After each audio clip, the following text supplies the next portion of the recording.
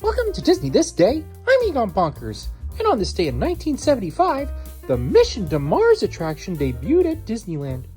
It replaced Flight to the Moon, originally Rocket to the Moon, which became outdated after the moon landing actually occurred. Mission to Mars was developed with NASA and simulated a trip to the Red Planet.